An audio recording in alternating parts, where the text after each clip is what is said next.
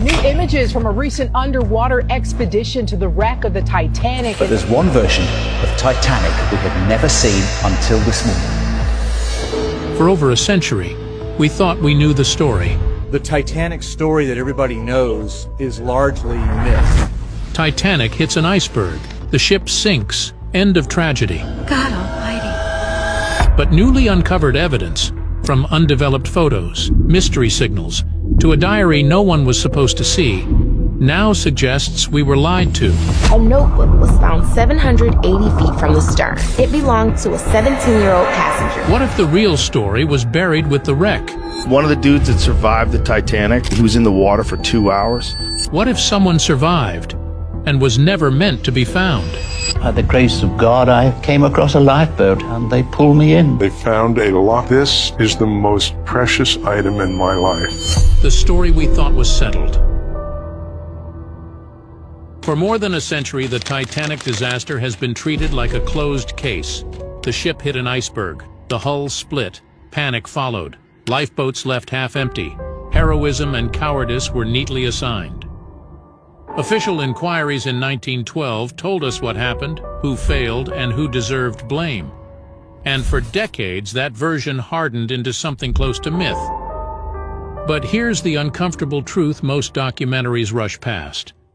Almost everything we know comes from survivor testimony collected under extreme shock, guilt, and public pressure.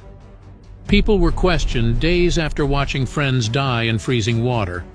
Others testified months later after newspapers had already shaped the narrative.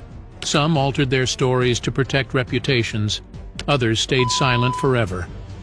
And the physical evidence? The wreck lay more than 12,000 feet below the surface, unreachable, unseen, and completely silent. Even early investigators admitted inconsistencies. Officers contradicted each other. Timelines didn't line up. One witness swore lifeboats were loaded calmly.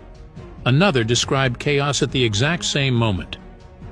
The infamous women and children first rule was reported differently depending on which side of the ship you were on. So which version was true? Here's a fun but unsettling fact. The British and American inquiries never agreed on how long the ship stayed afloat after the collision.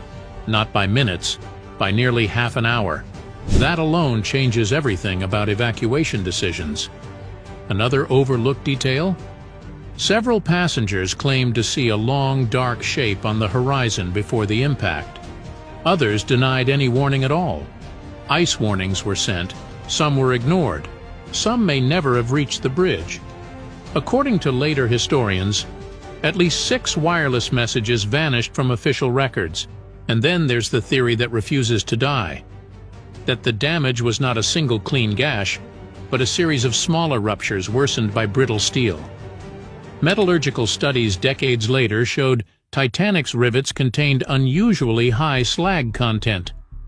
Was the ship doomed the moment she scraped the iceberg? Or was the disaster compounded by design flaws no one wanted to admit? The strange signature of Benjamin Guggenheim's camera. For weeks after the discovery, the recovery team didn't even realize what they had.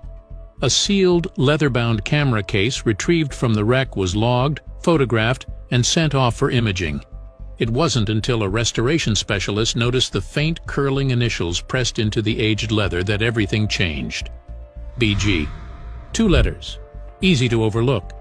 But cross-referenced with the Titanic's manifest, only one name matched both the initials and the location where the object was found.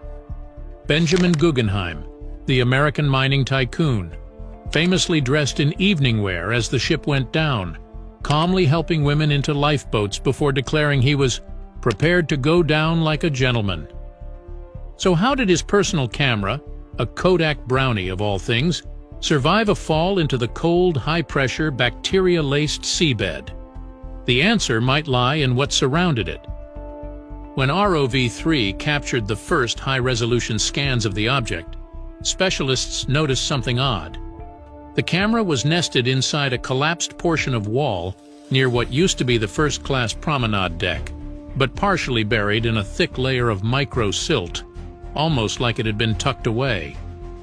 Experts theorized that during the final structural breakup, The camera may have been caught in a sort of pocket, a vacuum-sealed crevice that shielded it from corrosive salt water and oxygen exposure. A tiny underwater time capsule.